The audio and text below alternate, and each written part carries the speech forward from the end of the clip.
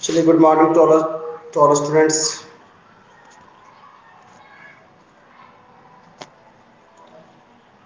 देखिए, दिख रहा होगा बढ़िया से। ऑनलाइन में बच्चे ब्लैक तो नहीं आता है ना, क्योंकि रिकॉर्डेड में कल ब्लैक हो गया था, तो पता नहीं कैसे हो गया था, मुझे नहीं पता। लेकिन चलिए, सब अभी सही से दिख रहा होगा आपको। सब बच्चा सही से दिख रहा होगा। अविनाश,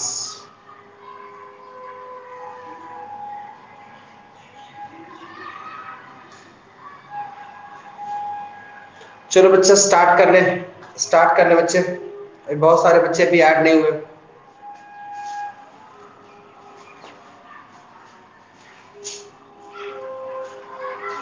देखिए वो थोड़ा सा डिस्कशन कल वाले का भी कर देते हैं थोड़ा सा।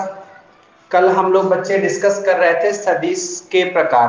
ठीक है बच्चा, सदिश के प्रकार यानी कि काइंड्स ऑफ वेक्टर।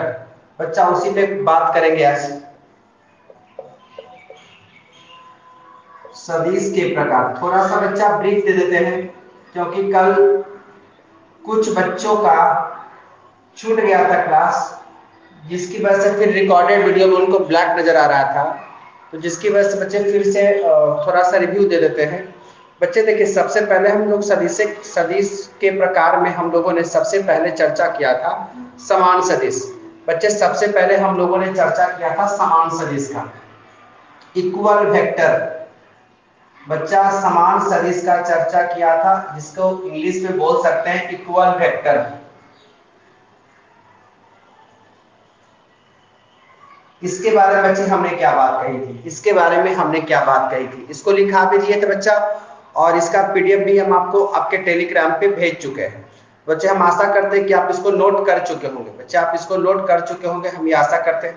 थोड़ा बच्चा 1 मिनट का ब्रेक चाहेंगे।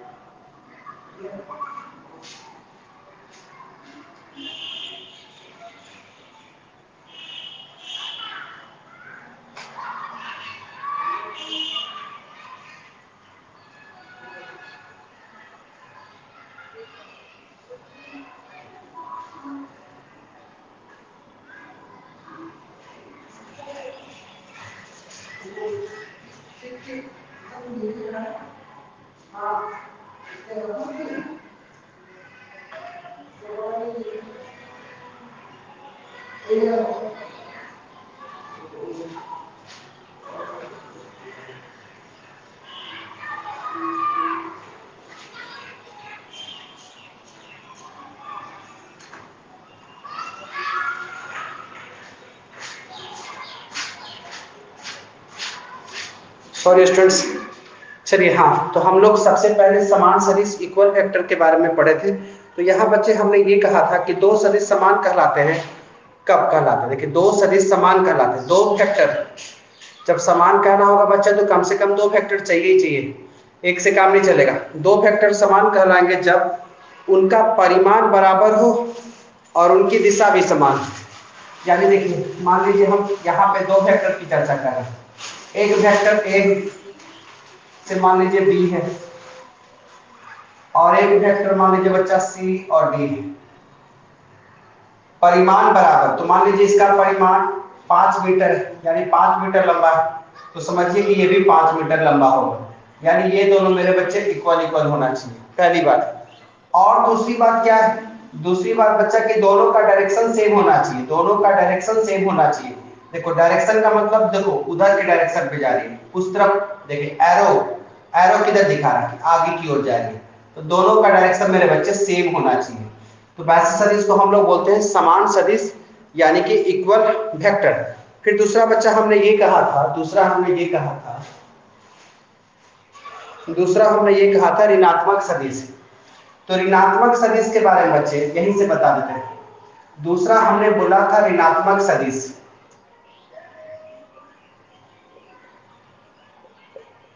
ऋणात्मक सदिश यानी कि निगेटिव वेक्टर। बच्चा निगेटिव वेक्टर, तो इसके बारे में ये कहा था हमने इसके बारे में ये कहा था बच्चा कि परिमाण तो बराबर होता है लेकिन डायरेक्शन अपोजिट हो जाता है। तो कहना क्या चाह रहे हैं बच्चा, कहना क्या चाह रहे हैं? जैसे मान लीजिए कि ये ए बी है बच्चा, ये ए बी है, ठीक है। अगर हम ये कर देते बच्चा, हम ये कर देते कि ए से बी तक तो ऐसे ही रहता है, लेकिन इसमें क्या होता है कि इसके डायरेक्शन चेंज हो जाते हैं बच्चे, इसके डायरेक्शन चेंज हो जाते हैं। तो लिखने का हमारा क्या तरीका होगा? इसके लिखने का तरीका होगा कि ए बी वेक्टर को देखिए, अब यहाँ बी से ए की ओर आ, एक देखिए बी से ए की ओर आ रहा है, जिसको बी ए लिखिए, बी ए वेक्टर। लेकिन किस चीज में? माइनस में। बी ए वेक्टर को कैसे लिखेंगे बच्चा? माइनस में। जैसे यहाँ पे आपसे कल हम लोग बता रहे थे कि अगर कोई वेक्टर ए है और इसको निगेटिव वेक्टर के रूप में लिखना है तो कैसे लिखिएगा? माइनस ए। मान लीजिए कि कोई वेक्टर पी क्यू है, अब निगेटिव वेक्टर के रूप में लिखना है तो कैसे लिखेगा? Q P. यानी अगर निगेटिव चेंज करना होगा बच्चे से पी से क्यू, तो यहाँ क्यू से पी उलट जाएगा इसका डायरेक्शन। अगर ए है तो ए में कुछ थोड़े ही कर पाइएगा, सिर्फ आगे माइनस कर दीजिए। अगर एक रहा तो एक में क्या करिएगा? और जैसे मान लीजिए कोई बिंदु दिया हुआ ए से बी, ए से बी कैसे लिखते हैं? ए से बी और माइनस करके बी से। इस तरह के वेक्टर को बच्चे हम लोग बोलते हैं निगेटिव वेक्टर, यानी कि ऋणात्मक सदिश। क्या बोलते हैं? ऋणात्मक सदिश। अब नेक्स्ट बच्चा मेरा अगला था स्थानीय सदिश। मेरे बच्चे इसके बाद था स्थानीय सदिश, ध्यान से देखिएगा। तीसरा था स्थानीय सदिश यानी कि लोकलाइज्ड वेक्टर। स्थानीय सदिश, लोकलाइज्ड वेक्टर, इंग्लिश में लिख रहे बच्चा क्योंकि आपको इसका नोट्स भी प्रोवाइड करवा दिए। स्थानीय वेक्टर देखिए ये क्या था बच्चा, स्थानीय वेक्टर क्या था? स्थानीय वेक्टर के बारे में बोले थे, एक सदिश, ठीक है, स्थानीय सदिश कहलाता है जब वह आकाश के एक नियत बिंदु से गुजरे तथा किसी दिए हुए सदिश के समानांतर। जैसे देखिए मान लीजिए कि एक वेक्टर ऐसे जा रहा है ए से बी ऐसे, ठीक है, एक नियत बिंदु से गुजर तो रहा है लेकिन ये किसी न किसी के समानांतर होना चाहिए। मान लीजिए कोई रेखा होगा बच्चा, कोई रेखा होगा जिसके समानांतर होना चाहिए ए और बी, जिसके समानांतर होना चाहिए ए और बी। तो मान लीजिए कि वो रेखा पी क्यू पहले से दिया है, तो ये पी क्यू के क्या होगा? ये पी क्यू के समानांतर होगा। कौन? A B. ये बच्चा पी क्यू के समानांतर होगा, इसको यहाँ से लिख सकते हैं कि पी क्यू के समानांतर होगा ए बी। तो इसके बारे में फिर से सुन लीजिए। कहे थे कि आकाश में, यानी कि समझो कि मतलब कोई ऐसा रेखा हो जो एक नियत बिंदु से गुजरे, मतलब गुजरे इसको पता होना चाहिए लेकिन किसी के समानांतर होना चाहिए, मतलब जिस बिंदु से वो गुजर रहा है वो कोई ना कोई रेखा के वो समानांतर होगा, तब जाके वो स्थानीय सदिश कहलाता है। तब जाकर मेरे बच्चे वो क्या कहलाता है? स्थानीय सदिश कहलाता है। अब चलिए इसमें क्या होता है कि ये रेखा इसके समानांतर होगी स्थानीय सदिश में। एक होता है बच्चा स्वतंत्र सदिश, एक होता है स्वतंत्र सदिश, जिसको मेरे बच्चे हम लोगों ने कहा था फ्री वेक्टर। स्वतंत्र सदिश यानी मेरे बच्चे फ्री वेक्टर। तो फ्री वेक्टर के बारे में ये बात जानिए कि वो जिसे होता है, अभी बताया कि किसी एक नियत बिंदु से गुजरे, लेकिन इसके गुजरने का कोई नियत बिंदु नहीं होगा, ये जैसे भी गुजर जाए, जैसे मान लीजिए ऐसे गुजर जाए या ऐसे गुजर जाए, कोई बिंदु नियत नहीं है, कोई बिंदु फिक्स नहीं है। और उसमें क्या था, जब गुजर रहा है तो फिक्स हो रहा है और किसी एक रेखा के समानांतर जा रहा है। जैसे हम एक एग्जाम्पल दिए थे बच्चा कि अगर हम टॉर्च जला ले ऐसे करके, ठीक है, तो टॉर्च जला ले तो एकदम सीधी रेखा से वो जा रहा है, ठीक है, सीधा रेखा जा रहा है। अब मान लीजिए कि उसके ऊपर भी एक टॉर्च जला दे एक दूसरा, तो नहीं लगता कि दोनों का जो लाइट है वो एक दूसरे के समानांतर हो जाएगा, ठीक है। लेकिन इसमें क्या है कि किधर से भी जला लो कोई फर्क नहीं पड़ता है, कोई रेखा का समानांतर होने का लॉजिक नहीं है इसमें, ठीक है। तो स्वतंत्र सदिश का मतलब है कि वो कहीं से भी गुजर जाए, बिंदु का नियत होना कोई जरूरी नहीं है, लेकिन उसमें क्या नियत होना जरूरी था। अगर ऐसे जला रहे हैं तो ऐसे ही जलाइए, और एक और टॉर्च भी है तो उसको ऐसे ही जलाइए, दोनों एक सीधी रेखा में होना चाहिए, तभी जाके वो स्थानीय सदिश कहलाता है। तो ये स्वतंत्र सदिश यानी फ्री वेक्टर में कोई नियत बिंदु नहीं है, जैसे भी जाएगा आकाश में कैसे भी ये काम कर सकता है, मतलब इसका कोई बिंदु नहीं है। अगला बच्चा फिर था शून्य सदिश, बच्चा फिर था जीरो वेक्टर। शून्य सदिश जिसको हम लोगों ने बोला था जीरो वेक्टर। जीरो वेक्टर मेरे बच्चे आप इसको ऐसे भी लिख सकते हैं, या ए देखिएगा गौर करके, ए तो एक ही बिंदु है, तो कहना चाहते हैं बच्चा कोई बिंदु है ए, ठीक है। तो ए से, जैसे अभी आप बोलते थे ए से बी, तो ए से बी तक का डिस्टेंस लेके चलते थे, लेकिन यहीं पे ए है और दूसरा ए भी तो यहीं पे हो जाएगा क्योंकि ए यहीं पे है। तो बच्चा बिंदु क्या होता है, बिंदु में कोई लंबाई नहीं होता है बच्चा। बिंदु यहाँ ए बी, तो मान लीजिए ए बी की लंबाई ए हो गया, लेकिन यहाँ तो बिंदु है तो बिंदु की कोई लंबाई चौड़ाई नहीं होती, ठीक है। तो बच्चा कहना ये चाहते हैं कि दोनों एक ही बिंदु पे है, यानी कोई दूरी है ही नहीं। तो जब दूरी है नहीं तो इसका मतलब वो कौन सा वेक्टर है, जीरो वेक्टर है। तो ए हमेशा समझिए कि जब दोनों सेम होने लगे, जब दोनों सेम होने लगे यानी वो जीरो वेक्टर की बात कर रहा है। जैसे हम बोले पी, तो पी का मतलब मेरे बच्चे क्या, जीरो वेक्टर की बात कर रहे हैं, जीरो वेक्टर की बात कर रहे हैं। क्यू तो क्यू देखिए दोनों जब सेम होने लगे तो हम जीरो वेक्टर की बात कर रहे हैं। जब दोनों सेम होने लगे तो समझो कि हम जीरो वेक्टर की बात कर रहे हैं, ठीक है। यही था इसका जीरो वेक्टर। तो यहाँ तक बच्चे हम लोगों ने कल कर लिया था, यहाँ तक हम लोगों ने कर लिया था। और इसके बाद इसमें ये भी बताया था कि इसका जो डायरेक्शन होता अनिर्धारित, मतलब इसका जो डायरेक्शन होता अनिर्धारित है, मतलब उसको निर्धारित नहीं कर सकते। तो डायरेक्शन बच्चा निर्धारित क्या कैसे करें बताइए। जैसे आप डायरेक्शन की बात करो, ए बी बनाए तो ये डायरेक्शन, या आप पी क्यू बनाए तो डायरेक्शन चेंज कर दिए, लेकिन इसमें डायरेक्शन क्या है, बिंदु में जब कोई चीज दूरी ही नहीं तो डायरेक्शन कहाँ से। तो बच्चा इसमें डायरेक्शन अनिर्धारित होता है, यानी इसके डायरेक्शन की बातचीत नहीं होगी, यानी इसमें दिशा नहीं रहता है। यानी जब जीरो वेक्टर होगा बच्चा, कहने को तो वेक्टर है, अब वेक्टर में दिशा होना जरूरी है, क्योंकि देखो सदिश का बच्चा हम लोगों ने परिभाषा पढ़ा था, परिमाण यानी कि मैग्नीट्यूड और दिशा यानी डायरेक्शन दोनों होने चाहिए। लेकिन यहाँ मेरे बच्चे ये एक ऐसा वेक्टर है, ये एक ऐसा वेक्टर है जिसमें डायरेक्शन ना हो।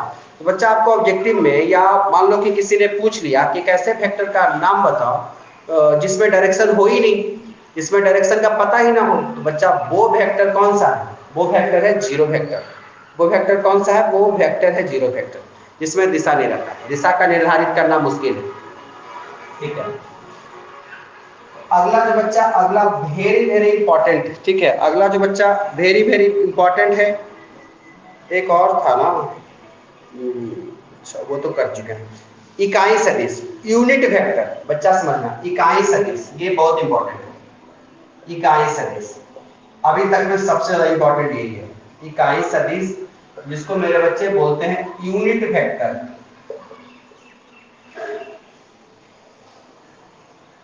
अब इकाई से देखिए, अगर कोई वेक्टर ए है ना, तो इसको मेरे बच्चे वेक्टर यूनिट वेक्टर के रूप में लिखने का मतलब है ए कैप। देखिए वेक्टर दे दिए, ऊपर से एरो दे दिए, लेकिन अगर यूनिट वेक्टर बताना चाह रहे हैं तो उसके ऊपर कैप दे दीजिए, उसके ऊपर क्या दे दीजिए बच्चा, कैप दे दीजिए, ठीक है। उसके ऊपर कैप, यानी इस ए वेक्टर का मतलब है ए कैप, ए वेक्टर का मतलब ए कैप जिस दिन हो गया समझ जाना कि वो यूनिट वेक्टर है। वो बच्चा क्या है, यूनिट वेक्टर है।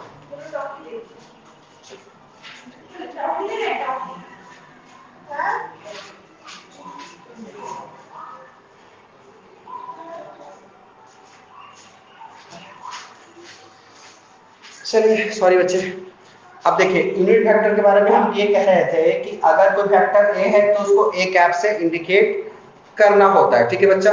इसमें क्या होता है, इसमें क्या होता है कि जो वेक्टर ए है होता है ना, इसके मैग्नीट्यूड का मान मेरे बच्चे कितना होता है, वन। इसके मैग्नीट्यूड का मान क्या कितना होता है, वन। इसको साधारण सी भाषा में फॉर्मूला भी इसके लिए दिया जाता है बच्चा, या इसी चीज को ऐसे भी लिख सकते हैं, या इसी चीज को मेरे बच्चे ऐसे भी लिख सकते हैं कि अगर यहाँ पे एक कैप का भी मॉड मैग्नीट्यूड निकालिएगा ना, तब भी इसका मतलब क्या होता है, तब भी इसका मतलब वन ही होता है। इसमें एक फार्मूला का भी चर्चा रहेगा, जैसे कि ए कैप इसका मतलब होता है बच्चा कि ए वेक्टर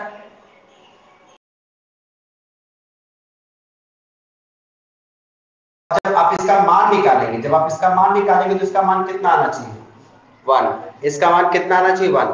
तो कभी कभी आपसे बोलेगा ना कि यूनिट वेक्टर है कि नहीं, ठीक है, यूनिट वेक्टर है कि नहीं, तो उसको करने के लिए जैसे जो ए वेक्टर दिया रहेगा वो बच्चा, ए वेक्टर दिया रहेगा वो,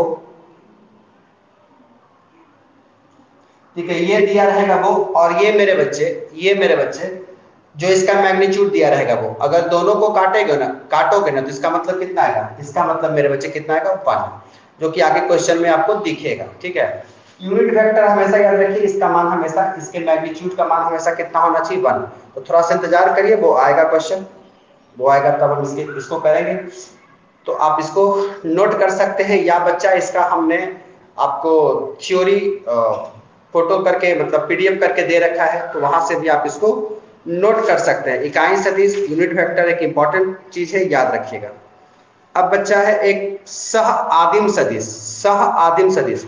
इससे बच्चे आपके पहले चैप्टर में क्वेश्चन भी है, मेरे बच्चे इसके पहले चैप्टर में क्वेश्चन भी है, ध्यान सुनिएगा। सह आदिम सदिश,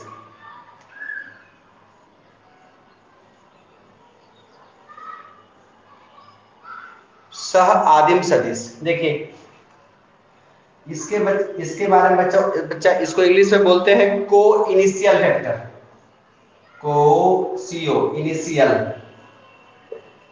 को इनिशियल वेक्टर। ये क्या होता है बच्चा, यहाँ पे ये होता है ना, यहाँ पे ये होता है बच्चा कि एक ही प्रारंभिक बिंदु वाले सदिश सह आदिम कहलाते हैं। तो हम कहना क्या चाहते हैं बच्चा, देखो एक ही बिंदु, जैसे मान लो एक बिंदु है जहां से एक सदिश इधर गया, एक सदिश मान लो ऐसे गया, एक सदिश मान लो ऐसे गया, तो देखो जरा यहाँ पे ओ एक बिंदु है जहां से ओ एक्स भी जा रहा है, ओ वाई भी जा रहा है, ओ जेड भी जा रहा है, तो ओ एक्स, ओ वाई और ओ जेड, ये सारे के सारे वेक्टर जो बचे, आप यहाँ पे देखो किस बिंदु से, ओ बिंदु से नहीं जा रहा है, एक ही बिंदु से नहीं जा रहा है, एक ही बिंदु यानी ओ बिंदु से नहीं जा रहा है। तो सह आदिम का मतलब हुआ बच्चा कि ऐसा वेक्टर जो एक ही बिंदु से देखो जा रहा है, ओ एक्स हो गया, ओ वाई हो गया, ओ जेड हो गया।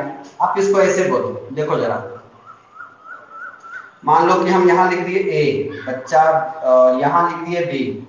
एक क्वेश्चन आएगा चैप्टर में, जो कि आज का पहला चैप्टर 10.1, आज हम लोग बच्चे उसको खत्म भी कर देंगे, सी और डी। तो देखना जरा, यहां से ये गया, यहां से ये गया, यहां से ये गया और यहां से ये आया, ठीक है। तो मेरे बच्चे ध्यान से देखना, एक ऐसा बिंदु है ना जहां से देखो, मान लो कि इस वेक्टर को ए कह दो, इसको सी कह दो, तो देखो वेक्टर ए और वेक्टर सी सह आदिम सदिश, बोलो कैसे, देखो दोनों बिंदु ए से ही गया है, दोनों बच्चा बिंदु ए से गया है। आप इसके एरो मार्क पे ध्यान देना, इसका एरो इधर जा रहा है, इसका एरो इधर जा रहा है, यानी दोनों का बिंदु का शुरुआत यहीं से। लेकिन देखो यहां से तो यहां गया तो इसका एरो, और यहां से यहां गया इसका एरो, यानी कि अगर आगे देखोगे तो ये डी से गया है, और यहां से आगे देखोगे सी से गया है। बी का हम चर्चा नहीं की कि बी से कोई इधर आया कि नहीं, ये इधर से यहाँ गया है। यानी कहना ये चाहते हैं बच्चा फिगर के रूप में कि ये ए था, ये बी था और ये डी था, तो यहां से ऐसे गया और यहां से ऐसे गया। देखो दोनों जब यहां से इधर गया और यहां से इधर गया, तो एक ही बिंदु से तो गया, ए से गया। बच्चा ये जो वेक्टर है, ये जो वेक्टर है को इनिशियल वेक्टर है। कैसा वेक्टर है, को इनिशियल वेक्टर है, जो एक ही बिंदु से गया, और इसको हम लोग यहाँ मान लिए थे ए और इसको मान लिए थे सी।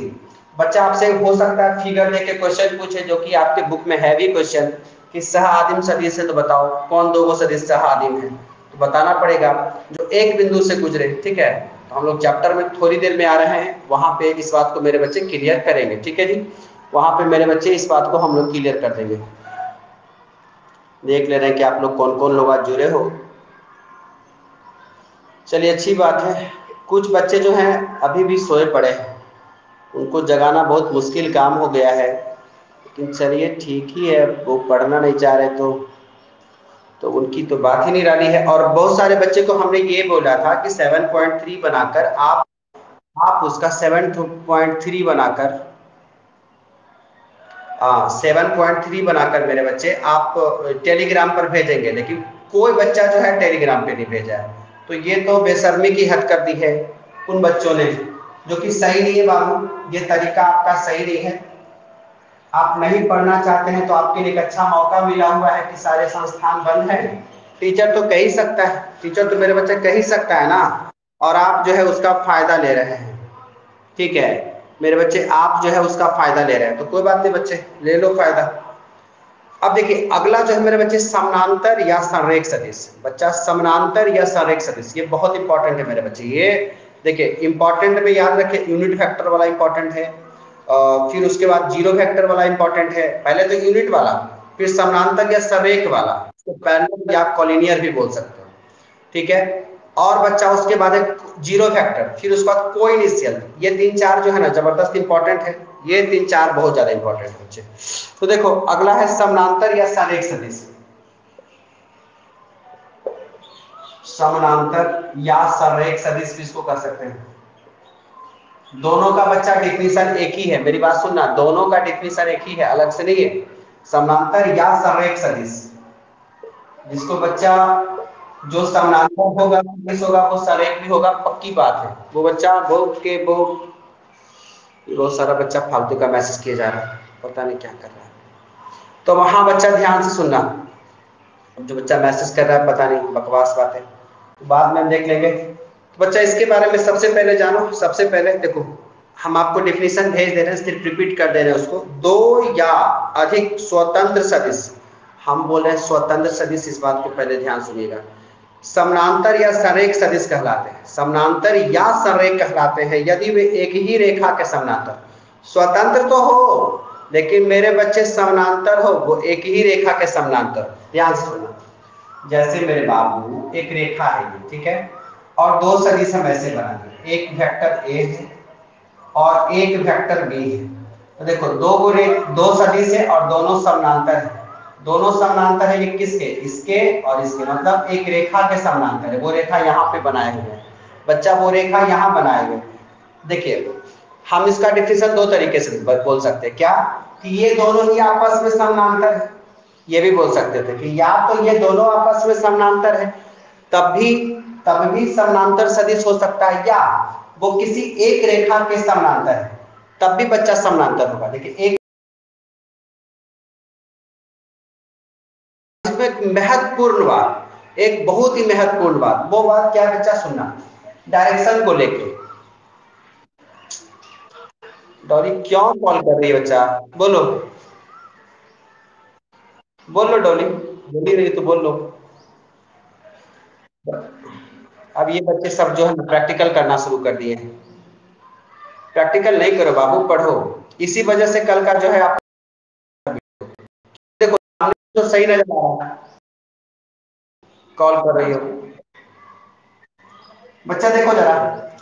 अब इसके डायरेक्शन को लेके जरा सुनो, आपको हम लिख दिए हैं डायरेक्शन के बारे में। बच्चा इसका डायरेक्शन अपोजिट भी हो सकता है बच्चा, इसलिए जा रहा है इधर, तो इसका डायरेक्शन अपोजिट भी हो सकता है। और जब बच्चा डायरेक्शन अपोजिट हो जाता है वो ऋणात्मक सदिश हो जाता है। इसका मतलब क्या? इसका मतलब हो गया कि ए बच्चा, ये जो वेक्टर ए है, मान लीजिए कि अगर इसका भी नाम ए ही दे दे थोड़ा देर के लिए, लेकिन ये तो माइनस हो गया ना, ये तो माइनस हो गया ना, तो ए वेक्टर बच्चा किसके बराबर होगा? माइनस ए वेक्टर के। ए वेक्टर किसके बराबर होगा? माइनस ए वेक्टर के।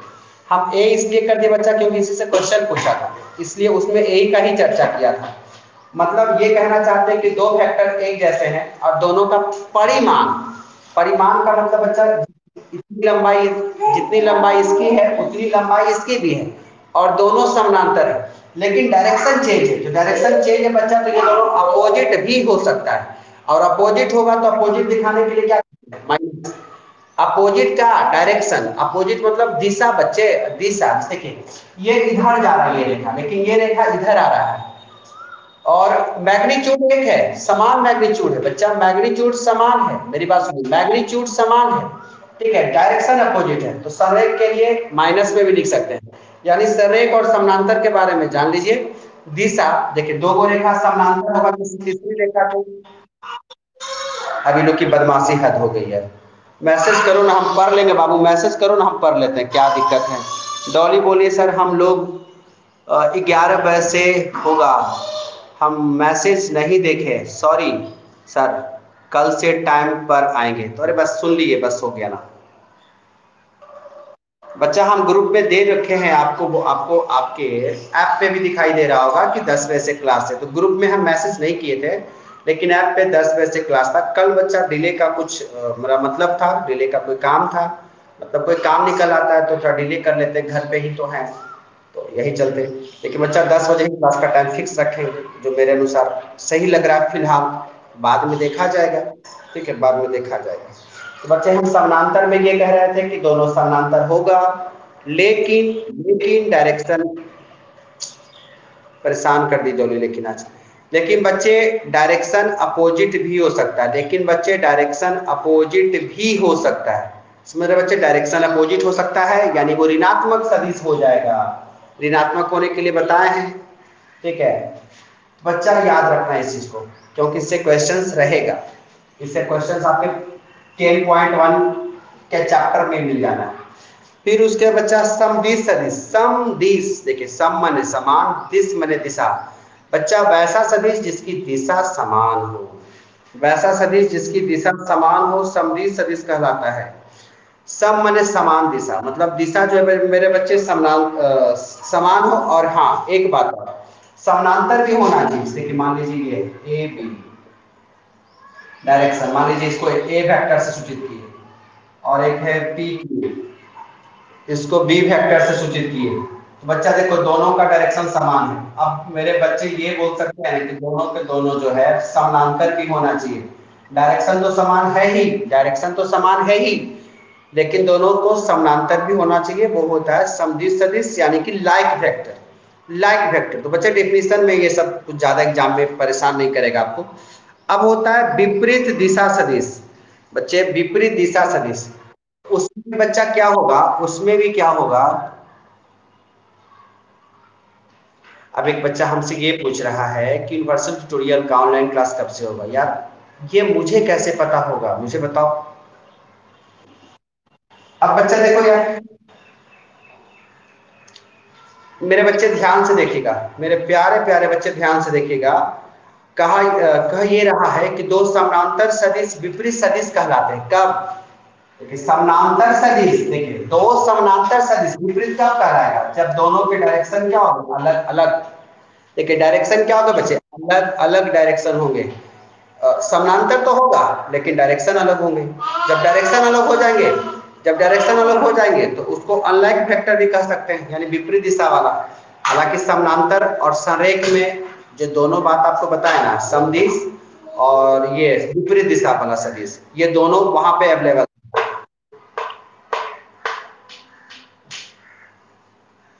अरे बाप रे, बच्चा बहुत है। देखो बच्चे, जिसको दिक्कत हो रहा होगा मेरे इस नंबर पे कॉल कर लेना, लिख दे रहे हैं 7979844275। बच्चा ये मेरा कॉलिंग नंबर है, ठीक है जी, ये मेरा कॉलिंग नंबर है। अगर ज्यादा दिक्कत हो तो आप हमसे बात कर सकते हैं डायरेक्ट, ठीक है, डायरेक्ट हमसे बात कर लीजिएगा, आपका बात हो जाएगा।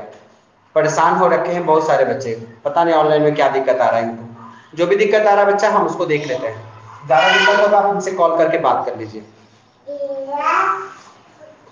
अब अगला बच्चा समतलीय सदिश।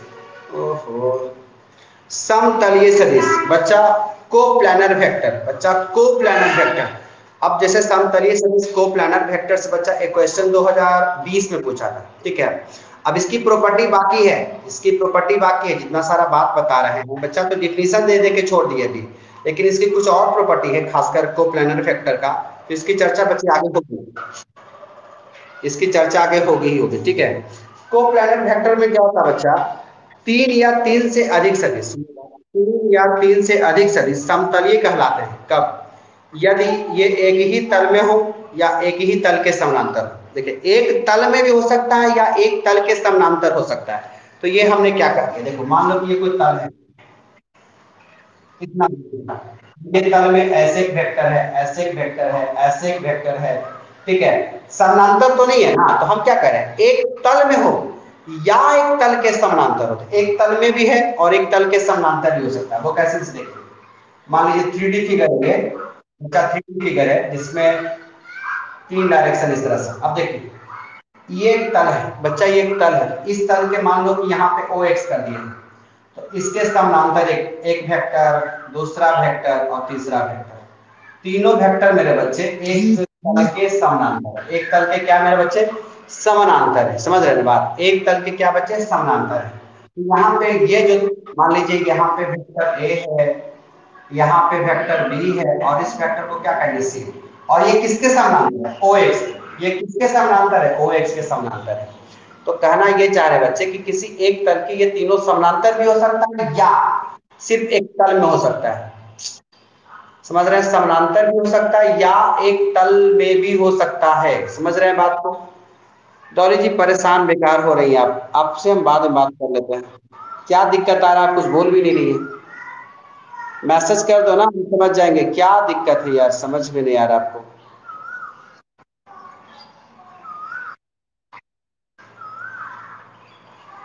दिक्कत हमारी, आपकी दिक्कत ही हमको समझ में नहीं आ रही। अपने तरफ से माइक। अब ये 3-4 बच्चे आज का जो माहौल बिगाड़ रहा है। देखो कॉल कर दी, कॉल बच्चे बाद में करना। बाप रे, ये बच्चे परेशान करके छोड़ेंगे। जिसका क्लास छूट गया बच्चे रिकॉर्डेड में देख लेना जाकर, परेशान मत करो अभी क्लास के समय। चलो यार,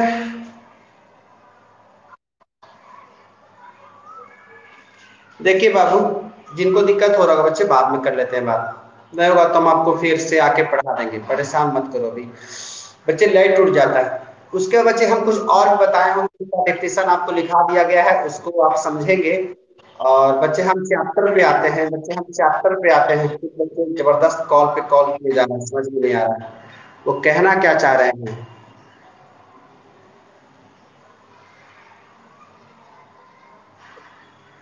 बच्चे थोड़ा सा परेशान मत हो, हम एक कॉल रिसीव करते हैं, ठीक है? थोड़ी देर में हम आपको वापस से बच्चे ऑनलाइन आते हैं, क्योंकि ये लोग बच्चे पढ़ने नहीं देंगे।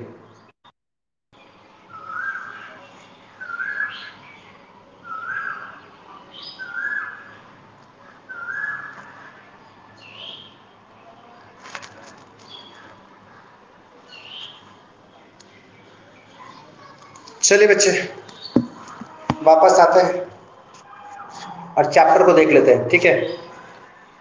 आशा करते हैं कि आप समझ रहे होंगे ढंग से। अगर जिस बच्चे को समझ में नहीं आएगा बच्चा, वो हमको कॉल करके बताएगा। देखो बच्चे, मान लीजिए जिस किसी को भी दिक्कत हो रहा होगा, जिस किसी को भी दिक्कत हो रहा होगा बाबू, तो वो बच्चा कॉल करके मुझे बता देगा।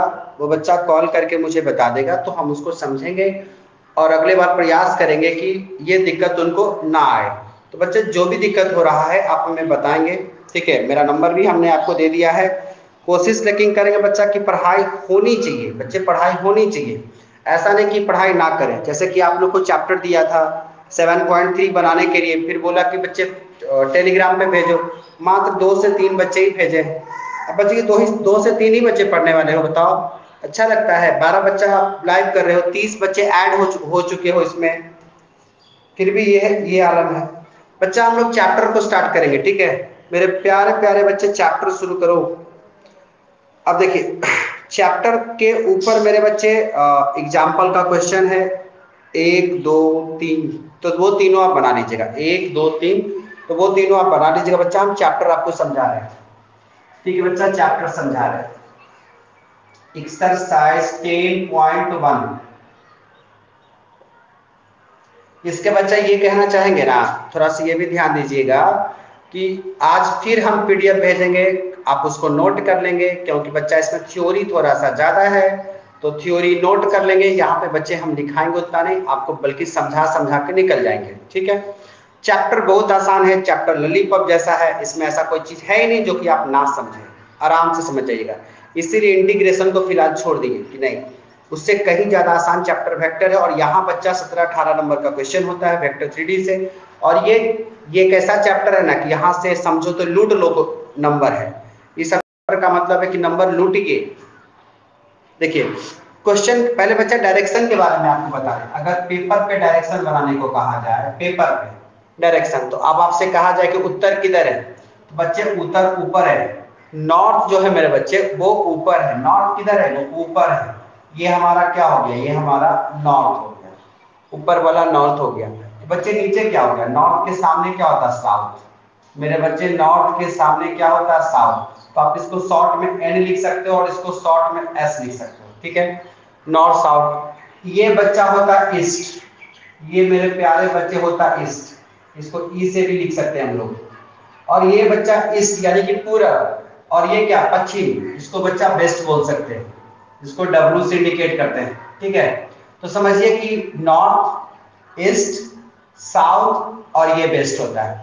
तो मेरे प्यारे प्यारे बच्चे, हम लोग अगर पेपर पे इसको लिखना चाहे तो ऐसे दर्शाएंगे, तो कम से कम दिशा दर्शाने का जो टेक्निक है पहले आप उसको लिखिए।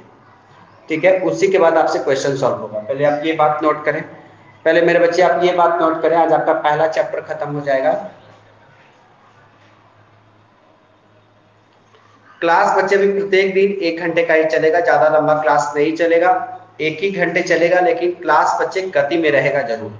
और आप होमवर्क करेंगे, जिस बच्चों का होमवर्क नहीं आएगा बच्चा उसको अगले दिन क्लास के लिए परमिशन नहीं देंगे, यहाँ से हम उन लोग को लॉक कर देंगे। ठीक है, तो वो बच्चे जिनका क्लास चल भी रहा है और वो बच्चे अगर मेरी बात नहीं मानेंगे तो बच्चा आप पढ़ ही नहीं रहे हो, तो इससे बढ़िया है कि हम आपके पेरेंट्स से बात कर लें कि बच्चा पढ़ नहीं रहा आपका। ठीक है, और दूसरी बात, जिन बच्चों का पेमेंट बाकी है, जिन्होंने 22 तारीख बोला था, 22 तारीख भी आज हो गया, तो वो बच्चे पेमेंट दे दें तो अच्छा रहेगा। आपको अपना नंबर मैंने दे दिया है, नंबर पे आप हमें कॉल कर सकते हैं, नहीं तो फिर बच्चा मजबूरन हमको आपका क्लास ड्रॉप करवाना पड़ सकता है। ठीक है, इस बात को आप समझेंगे। अब मेरे बच्चे देखो, प्रश्न में क्या कहा गया, प्रश्न में ये कहा गया है उत्तर से 30 डिग्री पूर्व। पहले बात समझना बच्चा, उत्तर की बात कर रहे हैं, उत्तर तो ऊपर होता है बच्चा, ऊपर उत्तर कहाँ होता है, ऊपर होता है। तो कहता उत्तर से 30 डिग्री पूर्व, ये नॉर्थ हो गया। ठीक है, ये नॉर्थ हो गया, शायद बल्ब डिस्टर्ब कर रहा है आपको।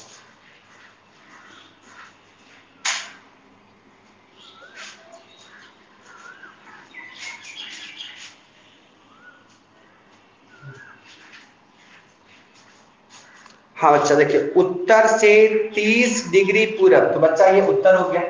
अब पूरब की बात करेंगे तो पूरब किधर है बच्चा, इधर है, तो उत्तर इधर है। उत्तर से 30 डिग्री पूरब यानी कि यहां से 30 इधर आइए, यहां से बच्चा 30 डिग्री यहां पे है, ऐसे 30 डिग्री पूरब, यानी कि पूरब तो जाना है तो वैसे ही आइएगा ना, एंटी क्लॉकवाइज यानी घड़ी की, सॉरी क्लॉकवाइज यानी घड़ी की दिशा, घड़ी ऐसे ही चलती है ना, तो घड़ी की दिशा में ऐसे बढ़िए। जब इस तरफ से बढ़ गया बच्चा तो 30 डिग्री पूरब, तो यही पूरब है।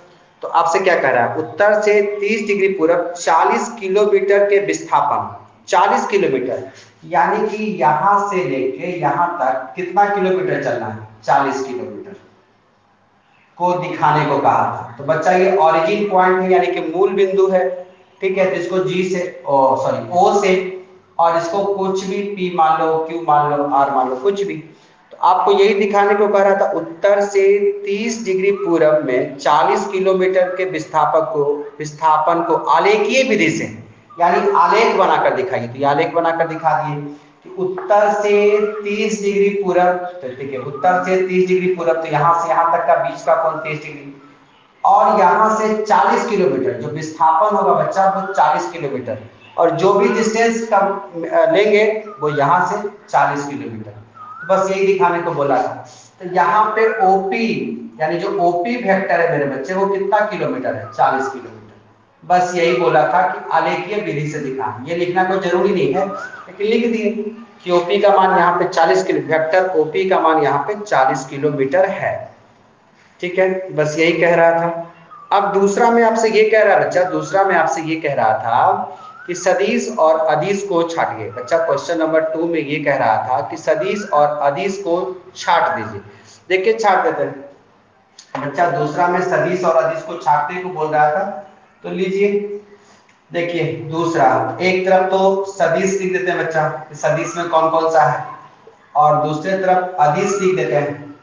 तो ये नंबर बताना पड़ेगा, आप चाहो तो नंबर लिख लिख के भी कर सकते हो, तो हम शॉर्ट में निकल गए। पहला कहता है, दूसरा का पहला 10 केजी, 10 केजी, केजी बच्चा समझना, केजी किसका मात्रक है, द्रव्यमान का। तो द्रव्यमान, अब बताओ अगर कोई चीज की द्रव्यमान की बात करें बच्चा, तो दिशा यहाँ पे कहाँ है, यानी आप समझो जहां दिशा लिखा रहेगा वही सदिश, बाकी सब के सब अदिश। देखो 10 केजी, तो बच्चा 10 केजी, कोई डायरेक्शन की तो बात कही नहीं गई, बच्चा ये अदिश है, यानी 10 केजी जो बोल रहे हैं मेरे बच्चे, ये द्रव्यमान की बात कर रहा है। तो 10 केजी क्या है, अदिश है। यहाँ पे सिर्फ परिमाण की बात है, मैग्नीट्यूड की बात है, यानी मात्रा कितना है, तो मात्रा पता है 10 kg है, लेकिन किस दिशा में, डायरेक्शन का कोई बातचीत नहीं है, तो ये अदिश है।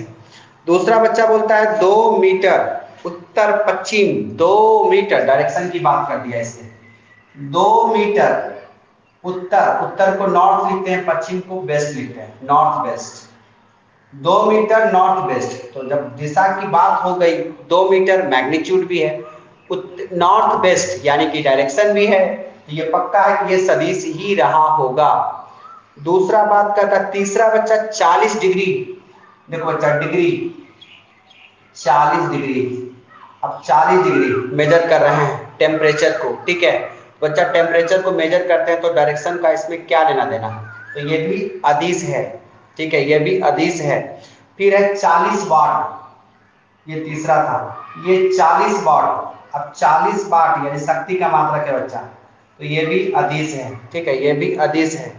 अब फिर है 10 के power 10 to the power minus 19 coulomb, तो ये भी बच्चे 10 to the power 19 minus 19 coulomb यानी सी, इसमें भी डायरेक्शन का अभाव है, ये भी अदिश है।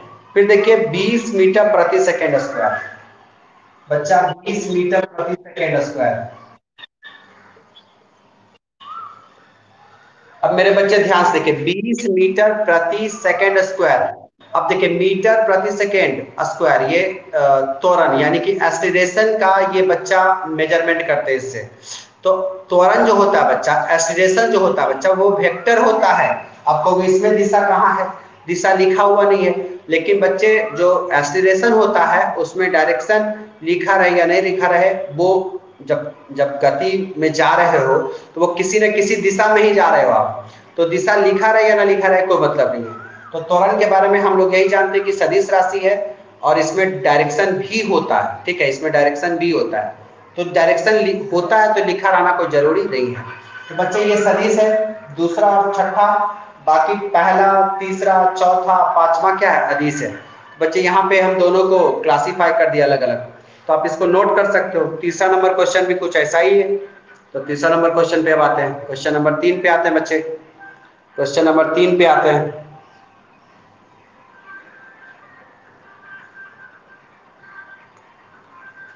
हाँ, तो आप बोल रही हैं सपना सोनाली जी की हम बोले थे, तो बच्चा वो रिपीट कर दिए हैं, आप शायद लेट से ऐड हो गए हैं, लेट से ऐड हुए हैं, वो रिपीट किए नहीं, सदिश के प्रकार से याद शुरू किए हैं, ठीक है, और सदिश सदिश के बारे में डिफिनेशन से आपका काम चल जाता, तो सदिश के प्रकार से ही शुरू किए बच्चा, वो रिपीट करके ही आगे बढ़े बाबू, वो छोड़े नहीं कल वाला। और उसके पहले आपको पीडीएफ भी भेज दिए हैं बच्चा, उसको दोबारा से हमने उसकी चर्चा की है आज, आप वीडियो जो रिकॉर्ड होके आज पहला वीडियो, ये दूसरा वीडियो है अभी का, उसमें देखिएगा कि उसकी चर्चा हमने की थी कि नहीं की थी, कि किया बाबू, बिल्कुल किए हैं। हो सकता है कि आप लेट से ऐड हुए हो, इसीलिए आपको पता नहीं चल रहा है बाबू। और जिसका बच्चे पेमेंट बाकी, वो पेमेंट जरूर कर देंगे जल्दी से जल्दी, ठीक है, पेमेंट, क्योंकि बच्चा आपका क्लास तो नहीं रोक रहे हैं, और जितना आप पेमेंट दे चुके होंगे उतना बच्चा हम पढ़ा भी चुके होंगे, ये बात आप मान ही लो, उतना बच्चा हम आपको पढ़ा चुके हैं, उसमें कोई डाउट नहीं, इस बात को आपको एग्री करना चाहिए।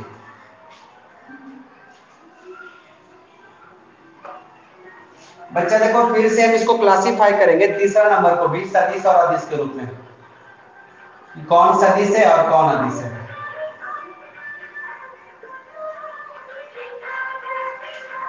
देखिए बच्चा, जैसे बोलता है समय क्लांश, समय क्लांश को बच्चा इंग्लिश में बोलते हैं टाइम पीरियड, दोलन काल जिसको बोल सकते हो आप, टाइम पीरियड, जैसे कि आप ऐसे बोल सकते हो कि मेरा क्लास 2 से 3 चल रहा है, 2 से 4 चल रहा है, 2 से 5 चल रहा है, तो ये टाइम पीरियड ही हुआ। और बच्चा टाइम, जैसा कि टाइम, बच्चा टाइम की बात करते तो उसमें डायरेक्शन तो नहीं रहता है, तो बच्चा जब डायरेक्शन नहीं हो गया तो वो क्या हो गया, अदिश। तो बच्चा समय कालांश, यानी कि इसको लिख सकते हैं इंग्लिश में टाइम पीरियड, टाइम पीरियड होता है इसका इंग्लिश। बच्चा ये क्या है, अदिश है, तो आपका समय कालांश जो हो गया बच्चा वो अदिश हो गया, समय कालांश क्या हो गया बाबू, वो अदिश हो गया, ठीक है। दूसरी बात है दूरी, बच्चा जब बात हम दूरी की करेंगे ना, तो दूरी भी बच्चे अदिशी होता है, दूरी भी अदिशी होता है। मान लो 5 किलोमीटर चल रही है दूरी, ठीक है, लेकिन किस दिशा में वो तो नहीं मालूम, चले तो हैं लेकिन डायरेक्शन का इसमें पता नहीं रहता है। फिर अगला बच्चा बल की बात करें, तो बल सदिश होता है, क्योंकि बल बच्चा कोई ना कोई एक डायरेक्शन में ही लगता है, ठीक है, तो वो सदिश होता है। फिर बच्चा बेग, तो बेग भी मेरे बच्चे सदिश ही होता है। 4 नंबर मेरे बच्चे बेग सदिश होता है। फिर अगर बच्चा कार्य की बात करें तो कार्य अदिश होता है बच्चा। कार्य क्या होता है? अदिश होता है। तो ये हमारे सदिश और अदिश के एग्जाम्पल्स हो गए, मतलब हमने इसको क्लासीफाई कर लिया, आप इसको नोट कर लो बच्चे, इसको हमने क्लासीफाई कर लिया, आप इसको नोट कर लो बाबू। ब्लैक दिख रहा था, हाँ बाबू, तो कर दिए, आज किए बाबू, आज किए बच्चा, कल वाला की बात नहीं कर रहे हैं सपना सोनाली जी, आज की बात कर रहे हैं बाबू, आज की बात कर रहे हैं। कल वाला जो किए थे वो ब्लैक दिख रहा था, पता है बच्चे, लेकिन आज आते किए हैं, समझ रहे हैं ना? तो घबराइए नहीं, आज आपका वीडियो में शायद साफ साफ दिख जाना चाहिए। देखते हैं कि क्या टेक्निकल प्रॉब्लम हो गया था कल, उसको समझ पाए तो हम नहीं थे, आज ना हो ये हम आशा करते हैं। आप इसको नोट कर लें बच्चा, आप इसको नोट कर लें।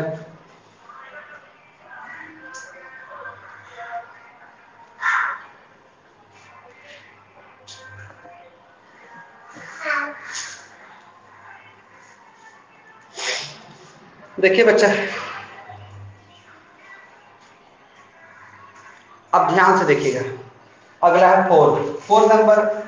जितने सारे अभी सदिश के प्रकार पढ़े हैं ना बच्चा, जितने सारे आप सदिश के प्रकार पढ़े हैं ना, वही 4 नंबर से आपको क्वेश्चन आ रहा है, ठीक है।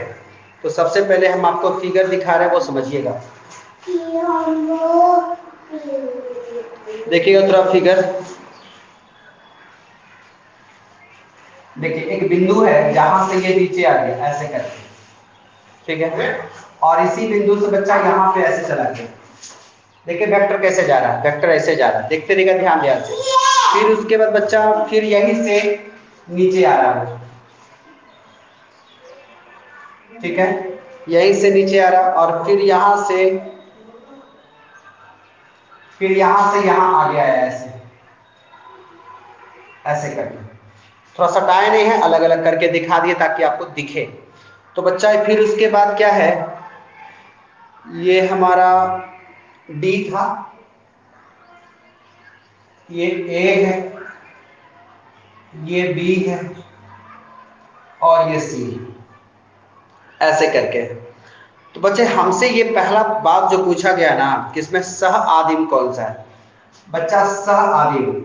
अब आप जाके देखिएगा सह आदिम वाले में, यानी कि जिसको बच्चा बोलते हैं को इनिशियल वेक्टर, इसका मतलब ये होता है बच्चा कि वैसा वेक्टर जो, मतलब वैसा दो वेक्टर या दो से ज्यादा भी, जो एक बिंदु से जा रहा हो, जो एक बिंदु से जा रहा हो।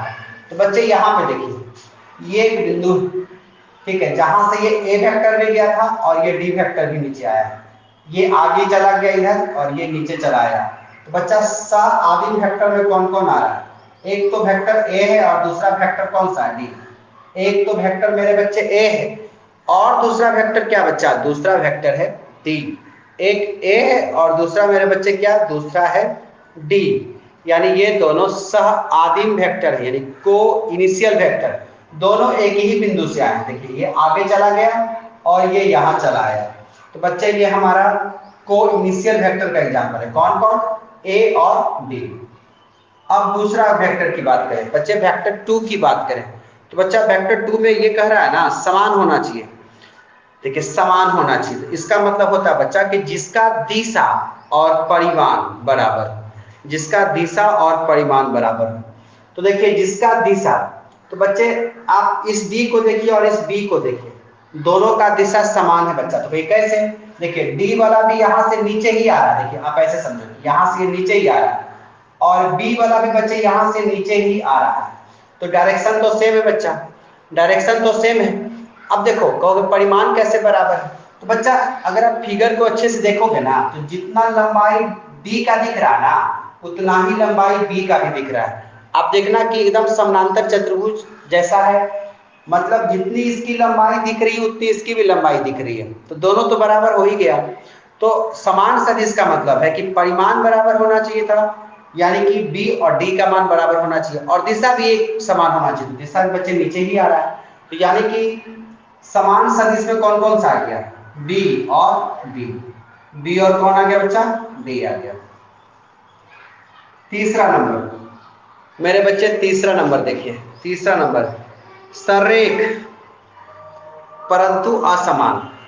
कहता है सरेख होना चाहिए, सरेख होना चाहिए लेकिन असमान भी होना चाहिए। अब देखिए थोड़ा सा यहाँ पे बात को समझिएगा। अब यहाँ पे समान और असमान बच्चे अपनी अंडरस्टैंडिंग से हम लोग किए थे डी और बी को, ठीक है, अपनी अंडरस्टैंडिंग से। संरेख का मतलब क्या होता है? अगर कोई चीज संरेख रहा होगा तो बच्चा वो समानांतर रहा होगा, पहली बात है। तो बच्चा यहाँ पे समानांतर दिखाया नहीं गया है, लेकिन एक वर्ड यूज किया है कि एक वर्ग है। देखिए आप जब पढ़ेंगे तो आकृति 10.6 और पोस्ट में लिखा गया कि एक वर्ग है बच्चा, एक वर्ग है। तो एक वर्ग भी एक समानांतर चतुर्भुज होता है जिसकी चारों के चारों भुजाएं बच्चा बराबर होती है, जिसकी चारों भुजाएं मेरे बच्चे आपस में बराबर, यानी कहना चाहते हैं कि ए बी सी डी सब भुजा की लंबाई आपस में बराबर है। तो बच्चा हमसे यहाँ पे कहता है संरेख, तो संरेख का मतलब मेरे बच्चे कि समानांतर होना चाहिए। समानांतर हो लेकिन फिर बोलता है ना कि असमान भी होना चाहिए, तो असमान भी हो। अब यानी कि दोनों समान नहीं होना चाहिए। तो मेरी बात सुनो, मेरी बात सुनना बच्चा। अगर मान लो कि हम यहां से यहां मिला दिए, थोड़ा सुनना, पी क्यू और इसकी लंबाई को हम लोग 5 कर दिए, ठीक है। और यहां से बच्चा ये देखिए डायरेक्शन इसका, यहां भी पी क्यू ही है, पी क्यू ही है और ये भी 5 है, लेकिन डायरेक्शन जब बदल गया, डायरेक्शन जब बदल गया तो ये 5 किस चीज में लिखा जाएगा? माइनस में। ये डायरेक्शन जब बदल गया तो कैसे लिखा जा रहा है? माइनस में। तो बताइए 5 और -5 समान तो नहीं हुआ ना, 5 और -5 तो समान नहीं हुआ ना। तो हमसे यहाँ बोल रहा है कि संरेख तो होना चाहिए। तो संरेख कहने का मतलब देखो, यहाँ पे पी क्यू तो हटाना, पी क्यू को छोड़ो, यहाँ पे ए भी कर दो। तो ये दोनों रेखा तो समानांतर है, वो जो दिख भी रहा है कि समानांतर है, लेकिन दोनों का डायरेक्शन क्या? अलग अलग। दोनों का डायरेक्शन क्या? अलग अलग। तो हमको ऐसा चीज देखना चाहिए ना कि दोनों का समानांतर तो हो, समानांतर तो हो लेकिन डायरेक्शन अलग अलग होना चाहिए। असमान यही कह रहा था कि डायरेक्शन अलग अलग होना चाहिए था। बच्चा अब यहाँ पे दिख रहा है कि कहीं ऐसा है? देखो इन दोनों को देखोगे तो डायरेक्शन सेम है, इन दोनों को देखोगे तो डायरेक्शन अलग अलग है। देखो इसका डायरेक्शन उधर जा रहा है, इसका डायरेक्शन इधर आ रहा है। अब जैसा कि वर्ग है तो दोनों तो समान ही आएगा, लेकिन ये माइनस में आ जाएगा। ये क्या में आ जाएगा? माइनस में आ जाएगा। तो बच्चा यहाँ पे संरेख और असमान में कौन कौन सा आ रहा है? ए आएगा, वेक्टर ए आएगा और वेक्टर सी आएगा। तो हमको सिर्फ नाम लिखना है, माइनस प्लस नहीं लिखना था। हमको मेरे बच्चे सिर्फ नाम ही लिखने थे, हमको मेरे बच्चे सिर्फ नाम ही लिखने थे कि कौन कौन आ रहा है, ए और सी। संरेख है, संरेख का मतलब है कि समानांतर होना चाहिए और दिशा या तो समान भी हो या तो समान नहीं भी हो, लेकिन हमसे यहाँ बोला असमान, यानी दिशा इसकी समान नहीं हो, इसीलिए बोला था असमान, ठीक है। तो मेरे बच्चे ये चौथा नंबर का आंसर हो गया। अब बारी है पांचवें की, अब बारी मेरे बच्चे पांचवें नंबर प्रश्न की, अब बारी मेरे बच्चे पांचवें नंबर प्रश्न की। ये चैप्टर बच्चा बहुत आसान है, ये चैप्टर आप खुद से भी एक दो बार देखेंगे तो समझ में आ जाएगा, ना समझने वाली ऐसी कोई बात इसमें है ही नहीं। और मेरा पूरा विश्वास है कि आप इसको अच्छे से समझेंगे ही समझेंगे, ठीक है बच्चा। तो हम आगे पांचवा नंबर की ओर मूव करते हैं, क्वेश्चन नंबर 5, क्वेश्चन नंबर 5 की ओर मूव करते हैं मेरे बच्चे। और जिसको दिक्कत हो हमसे कॉल करके बात कर लेगा बच्चा, जिनको पेमेंट के लिए बात करना वो भी हमसे कॉल करके बात कर लेंगे। और बच्चा 7.3, चलो वहाँ चैप्टर नहीं पढ़ाते लेकिन रात रात तक कर दीजिएगा, नहीं तो फिर हम कल से बच्चे आपका नाम जो आपका क्लास है वो हम बंद करवा देंगे, ठीक है, सीधे हम आपको डिलीट कर देंगे आपसे, ठीक है। तो बच्चे पढ़ाई तो हर हाल में करनी है, अगर पढ़ रहे हैं तो ठीक है, नहीं पढ़ रहे हैं तो फिर ऐप पे रहने का कोई मतलब नहीं है। जब तक आपके मम्मी या पापा में से कोई कॉल नहीं करेगा तब तक हम आपको ऐप में ऐड भी नहीं करेंगे। इसलिए मेरे प्यारे प्यारे बच्चे, अगर होमवर्क नहीं आया तो आप समझ लो कि आपकी खैर नहीं।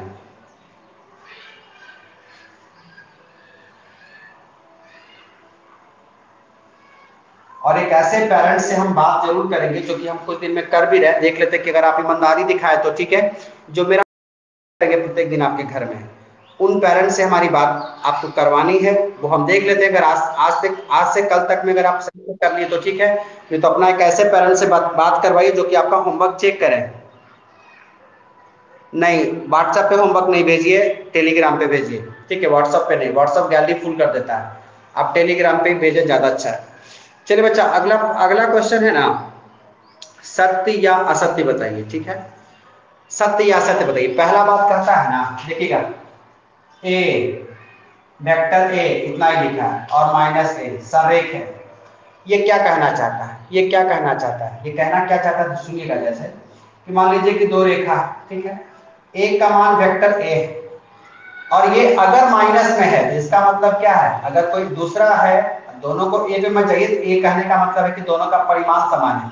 तो इसका मतलब क्या है, इसका डायरेक्शन अपोजिट होगा, इसका डायरेक्शन क्या होगा, अपोजिट होगा। इसी कारण ये क्या हो गया, minus vector A, minus vector A.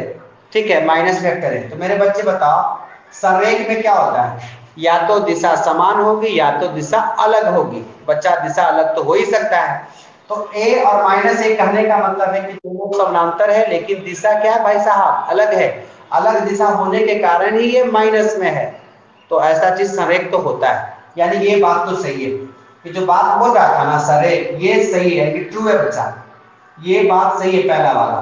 दूसरा क्या कहता है, दूसरा क्या कहता है, दूसरा कहता है दो संरेख सदिशों के परिमाण जो है सदैव समान होंगे। जैसे सुनो मेरी बात, जैसे मान लो कि एक रेखा बना ली, एक रेखा ऐसे, तो अब ये कहने के लिए तो समानांतर है, कहने के लिए तो समानांतर है, लेकिन बच्चा परिमाण, परिमाण कहने का मतलब मान लो कि ये 5 मीटर है, तो क्या ये भी 5 मीटर दिख रहा है, ये तो 3 मीटर भी हो सकता है, यानी पक्का कि 5 से कम तो है। तो परिमाण कहाँ बराबर है बच्चा, समानांतर है तो संरेख तो ठीक है, लेकिन परिमाण ऑलवेज बराबर हो ये कोई जरूरी नहीं बच्चा, ये कोई जरूरी नहीं हो। तो ये फॉल्स है, यानी ये असत्य है। हालांकि सत्य एक ही को था, तो पहला ही सत्य है, बाकी सब असत्य है। तीसरा नंबर क्या कहता है, तीसरा कहता है समान परिमाण वाले दो सदिश संरेख होते हैं, समान परिमाण वाले।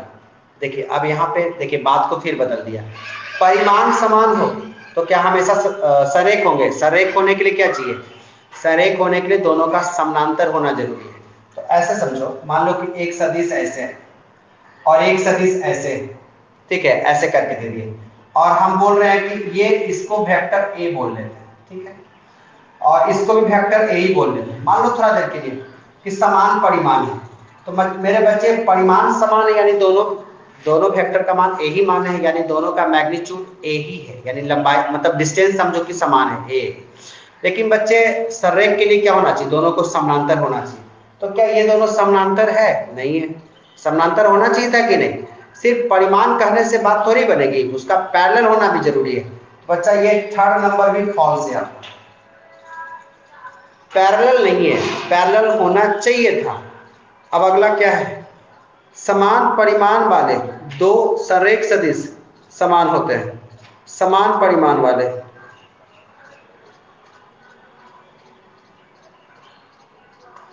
देखिए समान परिमाण वाले दो संरेख सदिश समान होते हैं। अब देखिए फिर वही तीसरा ही कहानी, तीसरा नंबर की तरह ही रिपीट कर दिया, तीसरा नंबर की तरह बच्चे मेरे रिपीट कर दिया, मतलब परिमाण समान है, परिमाण समान वाले दो संरेख सदिश समान होते हैं। समान कैसे हो जाएगा बच्चा, समान कैसे, समान कहने का मतलब क्या है, ऊपर मिटा रहे हैं, समान कहने का मतलब क्या है कि दोनों का डायरेक्शन, डायरेक्शन और मैग्नीट्यूड एक हो। समान सदिश का मतलब क्या है, इक्वल वेक्टर, इक्वल वेक्टर जो पहला ही लिखा है, दोनों का डायरेक्शन और दोनों का डायरेक्शन और दोनों का मैग्नीट्यूड सेम हो। लेकिन संरेख में क्या होता है, डायरेक्शन अपोजिट भी तो होता है, संरेख में क्या होता है, डायरेक्शन अपोजिट भी होता है। मान लो कि एक का डायरेक्शन ऐसे है, एक का डायरेक्शन ऐसे है। बच्चा मान लो कि दोनों का मैग्नीट्यूड समान है, थोड़ा देर के लिए कि दोनों का मैग्नीट्यूड समान है, लेकिन जब डायरेक्शन संरेख तो हो गया, डायरेक्शन अलग रहने के बाद भी संरेख हो गया, समानांतर भी हो गया, समानांतर भी हो गया, दोनों का मैग्नीट्यूड भी समान है, ए है। लेकिन समान सदिश होने के लिए दोनों का डायरेक्शन सेम होना जरूरी है, लेकिन डायरेक्शन सेम नहीं है। तो बच्चा ये चौथा नंबर फॉल्स है, ऐसा नहीं हो सकता। दोनों का कम से कम डायरेक्शन सेम होना ही होना चाहिए था, लेकिन डायरेक्शन सेम नहीं है। तो मेरे बच्चे ये पहला चैप्टर आपका खत्म हो गया, पहला चैप्टर खत्म हो गया। अगर किसी बच्चे को कोई दिक्कत आ रहा होगा तो बच्चा बताएगा मुझे। अगर आज होमवर्क नहीं भेजते बच्चा तो कल किसी न किसी गार्जियन से आप हमारी बात करवाएंगे, जो आपका होमवर्क चेक करेंगे घर पे मेरा। और प्रत्येक दिन बच्चे होमवर्क तो बनाना ही बनाना है। तो ऐसा गार्जियन जिन पे हम भरोसा कर पाएंगे उन्हीं से हमारी बात करवाइएगा। उसके बाद आपको क्लास में परमिशन मिलेगा। बच्चे क्लास करने का मतलब सीधे ये नहीं कि क्लास का आप जितना सारा सब्जेक्ट है आप उसको पूरा कर रहे होंगे, तो ऐसे पूरा करने का कोई मतलब नहीं जब आप पढ़ाई नहीं कर रहे होंगे। तो बच्चा पढ़ाई हर एक हाल में करनी है। ये मत समझिए कि सिचुएशन खराब है बच्चे, हम मैंने लास्ट बार भी अपने सारे बच्चों को मैं यही कहता रहा कि बच्चे सिचुएशन खराब से कोई लेना देना नहीं, स्कोर होते ही होंगे, क्योंकि विपरीत परिस्थिति में अच्छे बच्चे काफी निखरते हैं। बच्चे विपरीत परिस्थिति में अच्छे बच्चे काफी निखरते हैं। तो श्वेता जी ये पूछ रही थी कि 7.3 फिर से बोल रहे हैं कि बना लीजिए, बना भी लिए तो दोबारा रिवीजन हो जाएगा तो कोई गुनाह तो नहीं है, दोबारा रिवीजन हो जाएगा तो कोई गुनाह है क्या, फिर से उसको भेज दीजिएगा बना के। हाँ, अगर मान लीजिए कोई बच्चा, जिससे बहुत सारे बच्चे जिद कर रहे हैं कि नहीं बना लिए हैं, तो बच्चा आप ऐसा करो, जो बच्चे बना लिए हो ना ईमानदारी से, वो 7.1 रिपीट करो, वो 7.1 रिपीट कर लो। जो बना लिए हो, जैसे प्रिया जी हैं बनाई है, तो सही बात है, सपना बनाई है, वो भी बनाई है।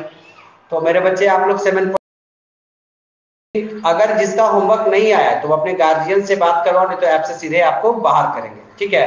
और बच्चे जिसका पेमेंट नहीं जमा था वो बच्चे भी ध्यान दें, पेमेंट जल्दी जल्दी जमा करें, बोलना ना पड़े, ठीक है बच्चे, बोलना ना पड़े। अगला क्लास कल और आपको पीडीएफ शाम तक मिल जाएगा, ठीक है मेरे बच्चे। तब तक के लिए बाय, अपना घर पे पढ़ाई करते रहें, बाय बाय।